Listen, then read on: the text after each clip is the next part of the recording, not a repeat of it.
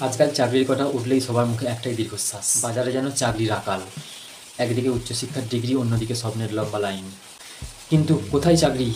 যোগ্যতা ও দক্ষতার মাপকাঠি ছুঁয়ে অনেক তরুণ-তরুণী আজ বেকারত্বের বোঝা নিয়ে দৌড়ে বেড়াচ্ছে। ভাবুন তো, আর নতুন প্রযুক্তির দাপটে অনেক চিরাচরিত কাজ স্বয়ংক্রিয় হয়ে যাচ্ছে।